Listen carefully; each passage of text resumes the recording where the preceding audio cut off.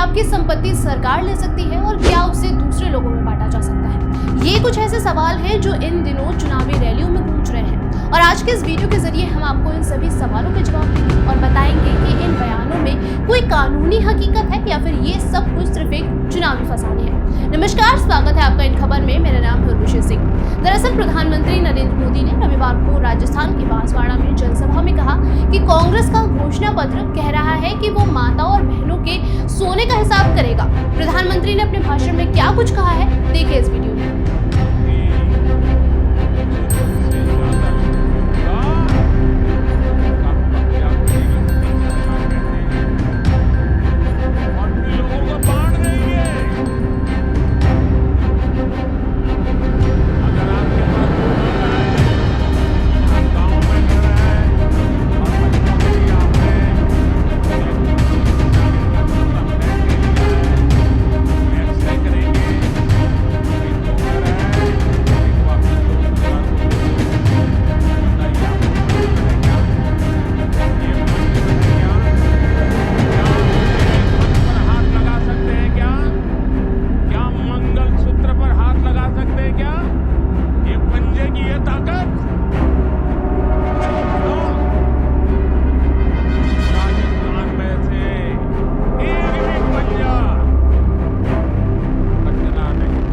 दरअसल देश के प्रधानमंत्री नरेंद्र मोदी सीधे तौर पर कांग्रेस को निशाना बना रहे थे, लेकिन विपक्ष से ध्रुवीकरण की राजनीति बता रहा है।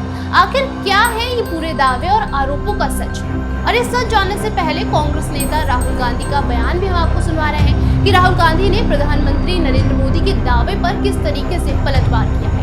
तो यहाँ बहुत बहुत स्वागत, नमस्कार। कैसे हैं? मैनिफेस्टो आपको अच्छा लगा? आपने देखा होगा कि प्रधानमंत्री पैनिक कर गए हैं। हाँ, बिल्कुल हिल गए, घबरा गए। क्रांतिकारी मैनिफेस्टो। बता दें कि कांग्रेस नेता राहुल गांधी ने हैदराबाद में 6 अप्रैल को चुनावी रैली में जितनी आबादी उतना हक का नारा देते हुए देश में आर्थिक और सामाजिक सर्वे कराने की बात की थी। उन्होंने ये भी कहा था कि अगर पार्टी इस बार जीतकर सत्ता में आई तो देश में जातिगत जनगणना के साथ ही आर्थिक सर्वे भी कराया जाए ताकि ये पता लगाया जा सके कि किसके पास कितना पैसा पहुंचा है, यानी कि देश की अधिकतर संपत्ति पर किसका कंट्रोल है।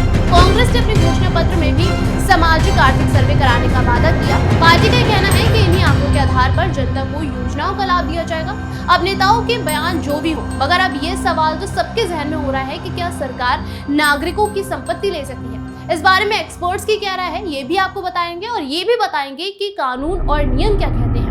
इसके अलावा ये भी आपको जानकारी देंगे कि अमेरिका, चीन और रूस में संपत्ति के अधिकार को लेकर क्या नियम है। आजादी के बाद भारत में संपत्ति के अधिकार को संविधान के अनुच्छेद 19(1)(f) और अनुच्छेद 31 के तहत एक मूल अधिकार के रूप में मान्यता दी गई थी। इन प्रावधानों ने नागरिकों की संपत्ति अर्जित करने, धारण करने और इसका निपटारा करने के अधिकारों की गारंटी दी। कानून के अधिकार के बिना संपत्ति से वंचित करने पर रोक लगा दी गई थी और बाद में इस मामले में सबसे महत्वपूर्ण बदलाव 44वें संशोधन अधिनियम 1987 के जरिए लाया गया, जिसमें संपत्ति के मूल अधिकार को पूरी तरह समाप्त कर दिया गया। अनुच्छेद 19(1)(f) और अनुच्छेद 31 को 20 जून 1979 में हटा दिया गया। इस संशोधन से संविधान में एक नया प्रावधान अनुच्छेद 300(a) जोड़ा गया, जिसने संपत्ति के अधिकार को मूल अधिकार के बजाय विधिक अधिकार के रूप में स्वीकार किया। फिलहाल संपत्ति का अधिकार मुख्य रूप से भारत के संविधान के अनुच्छेद 300(a) द्वारा शासित होता है। इसमें कहा गया है कि कानून के अधिकार के अलावा किसी भी व्यक्ति को उसकी संपत्ति से वंचित नहीं किया जाएगा।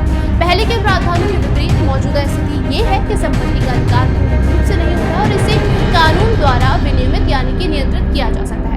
इस संशोधन के अनुसार निजी संपत्ति का होना एक मौलिक मानव अधिकार जैसा है। इसे कानूनी प्रक्रियाओं और आवश्यकताओं का पालन किए बिना राज्य द्वारा नहीं लिया जा सकता है। वहीं अमेरिका की बात करते भी चलते हैं यहाँ पर, तो बता दें कि यहाँ पर पूंजीवादी व्यवस्था होने की वजह से वहाँ पर कोई भी संपत्ति खरीद या फिर बेच सकता है, जबकि रूस और चीन में भूमि राज्य की होती है।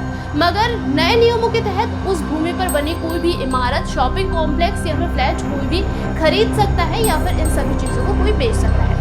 वहीं दोबारा आ जाते हैं भारत की तरफ। भारत की बात करें तो यहाँ संपत्ति के असमान वितरण को देखते हुए आजादी के बाद संत विनोबा भावे ने 1951 में भूदान आंदोलन की शुरुआत की थी। ये स्वैच्छिक भूमि सुधार आंदोलन था। इसमें विनोबा की कोशिश ये रही कि भूमि का पुनर्वितरण सिर्फ सरकारी कानूनों के जरिए नहीं बल्कि एक आंदोलन के माध्यम से इसे कामयाब बनाया जाए। 1956 तक इस आंदोलन के तहत दान में 40 लाख एकड़ से ज्यादा जमीन मिली, मगर बाद में ये आंदोलन कमजोर पड़ गया। निष्कर्ष ये है कि आपकी संपत्ति पर अधिकार करके इसको